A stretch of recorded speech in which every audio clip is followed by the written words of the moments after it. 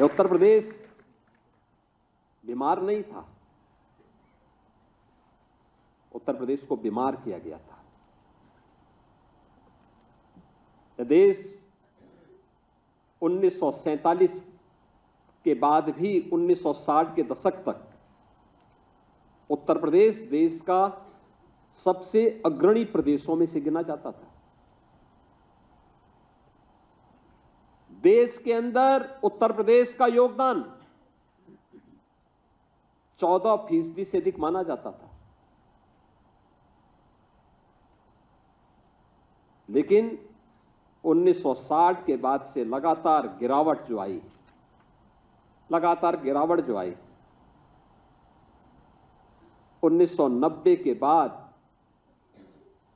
लगातार इसमें और तीव्रता के साथ ये गिरावट आती गई और 2017 आते आते उत्तर प्रदेश का देश के विकास में योगदान 8% से भी कम हो गया था। हर शासन की योजना में उत्तर प्रदेश पीछे होता था। क्या खाद्यान्न उत्पादन में, क्या प्रदेश के अंदर इंफ्रास्ट्रक्चर में, क्या इन्वेस्टमेंट में, किसी भी फील्ड में उत्तर प्रदेश एकदम पिछड़ता गया। यहां के नौजवान कहीं उत्तर प्रदेश से बाहर जाते थे, यहां तो नौकरी नहीं मिलती थी, कोई रोजगार नहीं होता था। लेकिन यहां का नौजवान जब उत्तर प्रदेश से बाहर जाता था तो बाहर जाकर के भी उसके सामने पहचान का संकट खड़ा होता था। आज मैं देख रहा था आजमगढ़ का नौजवान भी जब यहां पे चयन हुए हैं, आजमगढ़ की बेटियां भी जब चयनित हुई हैं, मैं देख रहा था एक समय होता था आजमगढ़ का नाम लोग सुनकर के डरते थे, उसके नाम से पहले ही उनको बाहर कर देते थे। होटल और धर्मशाला में रूम नहीं देते थे लोग।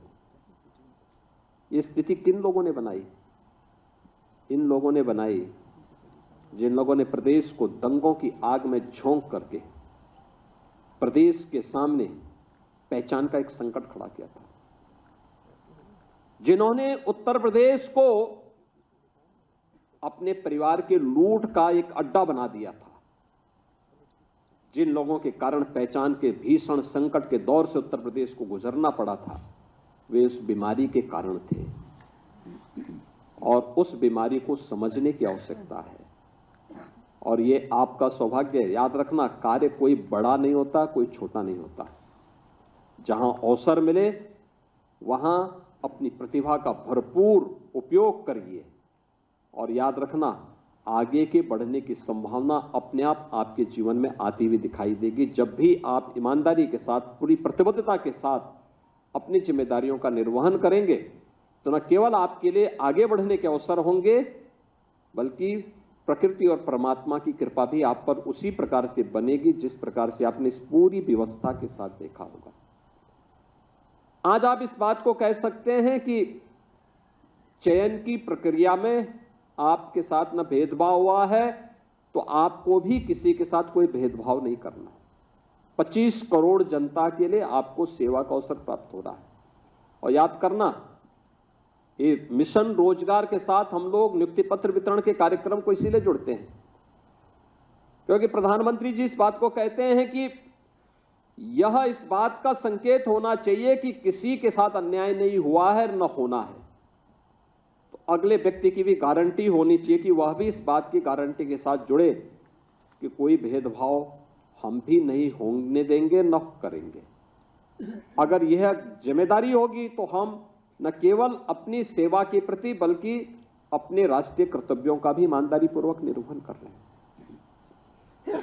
कोई अनुमान करता था उत्तर प्रदेश में बेटियों का चयन इतनी बड़ी मात्रा में एक साथ होगा, एक साथ वे चयनित होकर के शासन के व्यवस्था का हिस्सा बनेंगे।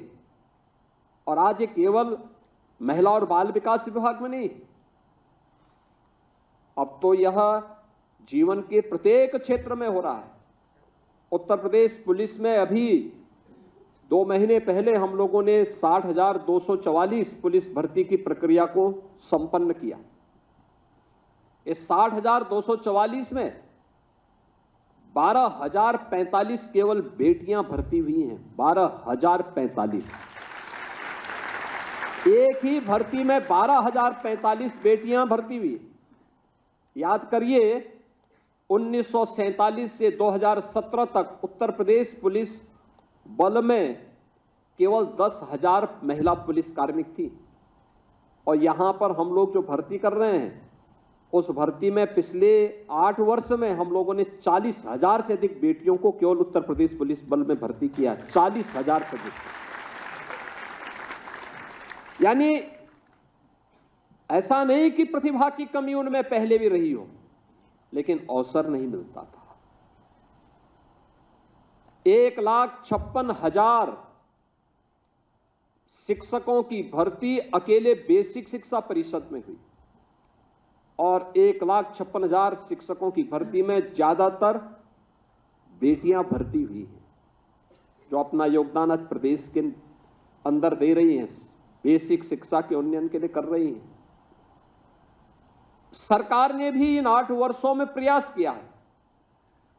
आंगनवाड़ी केंद्रों के लिए, बेसिक शिक्षा परिषद के लिए। अभी आपने देखा होगा, विपक्ष के पास कोई मुद्दा होता नहीं, हर एक उसको मुद्दा बनाने का प्रयास करते हैं। एक नकारात्मक दृष्टिकोण है। जिन लोगों की नकारात्मक दृष्टिकोण ने प्रदेश को बीमारू बनाया था, आज उनके द्वारा उठाए जाने वाले वे नकारात्मक मुद्दे फिर से प्रदेश को उसी झंझावत में, उसी जाल में उलझाने का प्रयास करते हैं। जब हम लोगों ने कहा कि प्रदेश के अंदर जर्जर विद्यालयों को शिफ्ट करना चाहिए, क्योंकि आपने देखा होगा एक राज्य में एक जर्जर विद्यालय भवन गिर गया, अनेक बच्चे उस जर्जर भवन के नीचे दब करके मर गए, दर्जनों बच्चे घायल हो गए। इस जनहानि, जो बच्चे चले गए, जो गंभीर रूप से घायल हो गए, क्या उनको कोई भरपाई कर पाएगा? लेकिन बीमार मानसिकता किस रूप में कटघरे में खड़ा करने का प्रयास करती है।